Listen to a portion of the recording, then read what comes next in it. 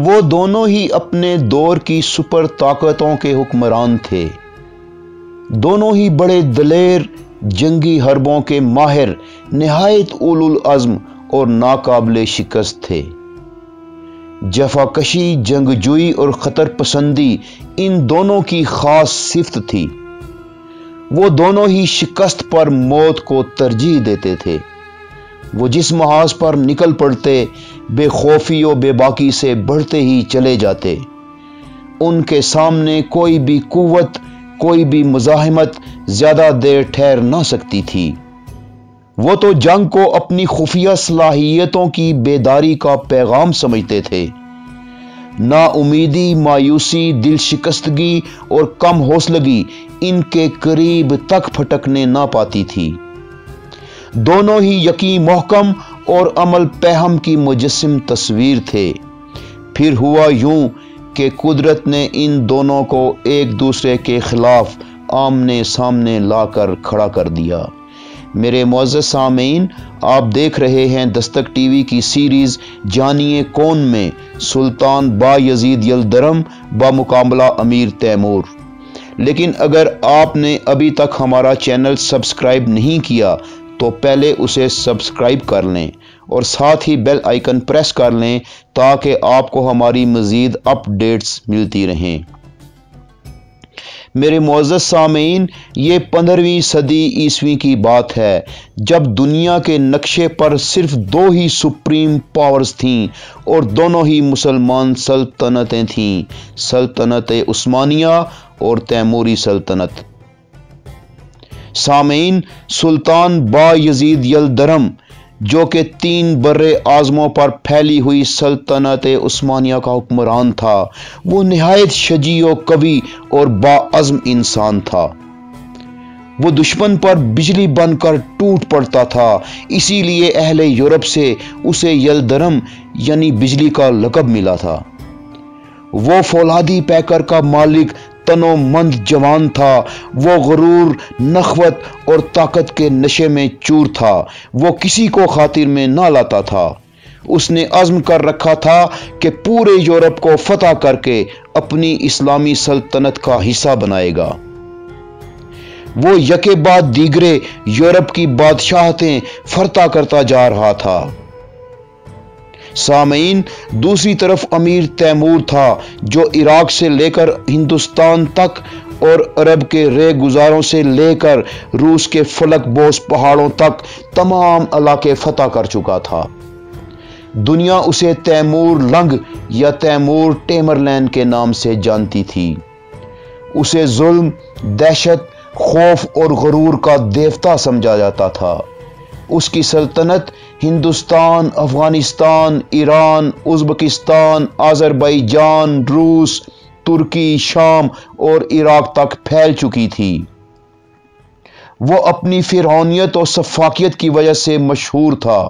وہ جس شہر میں داخل ہوتا، پہلے خوب جی بھر کے وہاں خون کی ہولی کھیلتا، پھر بے دریغ ہزاروں لاکھوں نہتے اور بے گناہ عوام کو بڑی ہی سفاکیت سے موت کے گھاٹ اتار دیتا تھا۔ وہ جدھر جاتا تھا وحشت اور خوف پھیل جاتا تھا۔ وہ شہروں کے شہر جلا کے راکھ کر دیتا تھا۔ وہ صرف جوانوں کو ہی نہیں بلکہ معصوم بچوں اور عورتوں اور بوڑھوں کو بھی جلتی ہوئی آگ کے کنوؤں میں ڈلوا دیتا تھا، پھر ان کی کھوپڑیوں کے مینار بنواتا تھا۔ اس کی کوشش ہوتی تھی کہ جو علاقہ فتح کرے وہاں ظلم و بربریت کی ایسی مثالیں قائم کرے کہ دنیا خوف کے مارے جنگ کرنے سے پہلے ہی اس کے آگے ہتھیار ڈال دے۔ میرے معزز سامعین، جب دونوں حکمرانوں کے درمیان فضا کشیدہ ہو گئی تو دونوں نے ایک دوسرے کو بہت دھمکی آمیز خطوط لکھ ڈالے اور پھر یوں طبلِ جنگ بج گیا۔ سامعین، یہ 1401 کی بات ہے جب تیموری فوج نے سلطنت عثمانیہ کے ایک علاقے سیواس کا یہ کہہ کر محاصرہ کر لیا کہ اس پر سلطنت عثمانیہ کا غاصبانہ قبضہ ہے، لیکن یہ ایک بہت مضبوط قلعہ تھا جس کو فتح کرنا بہت مشکل تھا۔ یہ خبر سن کر سلطان با یزید یلدرم نے اپنے بیٹے الطغرل کو بھی اس قلعے کی حفاظت کے لیے بھیج دیا، لیکن امیر تیمور جو جنگی حربوں کا زبردست ماہر مانا جاتا تھا، اس نے ایک زبردست جنگی چال چلی۔ اس نے قلعے کی بنیادیں کھدوا ڈالیں اور یوں قلعے کی بہت موٹی اور مضبوط دیواریں گر گئیں اور امیر تیمور کا سیواس پر قبضہ ہو گیا۔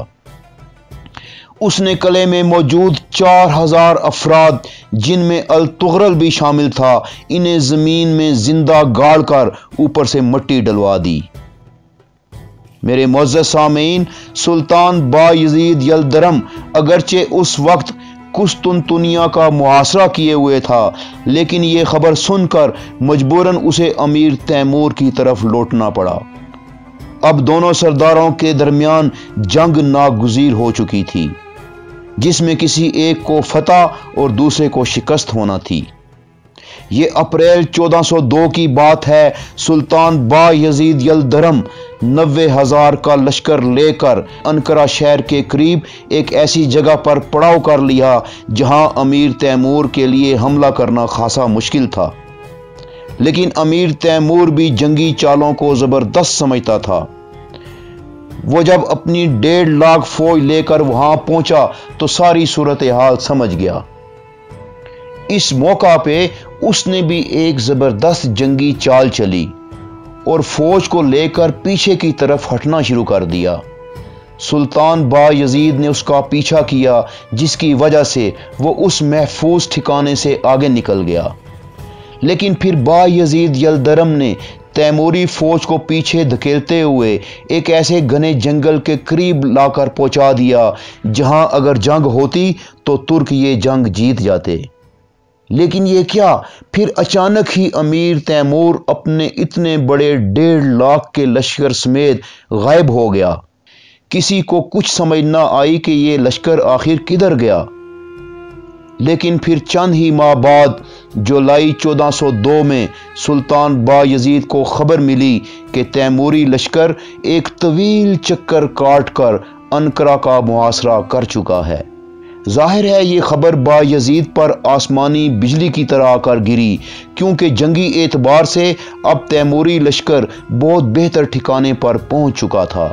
دوسرا، امیر تیمور نے یہ کیا کہ اسے پتا تھا عثمانی لشکر بھی اسی رستے سے انقرہ آئے گا، تو انہوں نے جاتے ہوئے رستے میں تمام فصلیں، اناج جلا کے راکھ کر دیے، جبکہ دوسری طرف با یزید کے پاس اب اس رستے سے انقرہ جانے کے علاوہ اور کوئی چارہ نہ تھا، کیونکہ انقرہ کا محاصرہ ہو چکا تھا۔ سامعین، اگر غیر نظر سے دیکھا جائے تو امیر تیمور آدھی جنگ تو پہلے ہی جیت چکا تھا۔ چاروں ناچار عثمانی لشکر نے انقرہ کی طرف کوچ کیا، لیکن راستے میں نہ کچھ کھانے کو ملا اور نہ کچھ پینے کو۔ 20,000 ترک فوج تو راستے ہی میں جاں بحق ہو گئی۔ سلطان کی بھوکی پیاسی اور تھکی ہاری فوج انقرہ پہنچ تو گئی، لیکن انہیں آرام کرنے اور تازہ دم ہونے کا وقت نہ مل سکا۔ بہرحال دنیا کی 2 سب سے بڑی فوجیں آمنے سامنے آ چکی تھیں۔ موت صفیں باندھ چکی تھی۔ پہلا حملہ تیموری لشکر نے کیا، جس کا ڈٹ کر ترکوں نے مقابلہ کیا اور تیموری لشکر کو پسپا کر دیا۔ لیکن پھر پے در پے حملے شروع ہو گئے۔ سامعین، میدان جنگ میں خون کی ندیاں بہنے لگیں، لاشوں پر لاشیں گر رہی تھیں، لیکن پھر جوں جوں وقت گزرتا گیا تیموری لشکر کا پلہ بھاری ہوتا چلا گیا، اور پھر وہ وقت آیا جب با یزید کے صرف وہ جانصار جنہیں جینیسریز کہا جاتا تھا باقی رہ گئے۔ اس چھوٹے سے دستے کے ساتھ بھی با یزید بڑی دلیری سے لڑتا رہا اور پھر اچانک تیموری فوج کا گھیرا توڑ کر فرار ہونے میں کامیاب ہو گیا۔ تیموری فوج بالآخر جنگ جیت گئی۔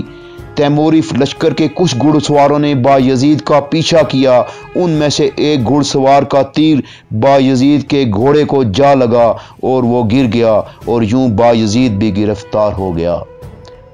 میرے معزز سامعین، سلطنت عثمانیہ نے آج تک ایسی شکست نہیں کھائی تھی۔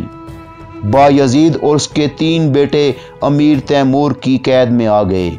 बायजीद के बेटों को तो अमीर तैमूर ने इस शर्त पे छोड़ दिया कि वो अमीर तैमूर की बरतरी को तस्लीम करते रहेंगे, लेकिन बायजीद यलदरम ये ज़िल्लत आमेज़ शिकस्त बर्दाश्त ना कर सका और दौरान कैद चंद माह बाद मर गया और उस्मानी सल्तनत उसके बेटों के दरमियान कई टुकड़ों में तकसीम हो गई। मेरे मुअज़्ज़ज़ सामीन, लेकिन चंद ही माह बाद 1405 में अमीर तैमूर भी मर गया और तैमूरी सल्तनत भी कई हिस्सों में बंट गई। सामीन, आप देख रहे हैं दस्तक टीवी की सीरीज़ जानिए कौन में सुल्तान बायजीद यलदरम बामुकाबला अमीर तैमूर, जो अब अपने इख्तिताम को पहुंचती है। इंशाअल्लाह जल्द ही हम अपने अगले प्रोग्राम के साथ दोबारा खिदमत में हाजिर होंगे। उस वक्त तक के लिए इजाज़त चाहेंगे। अल्लाह निगहबान।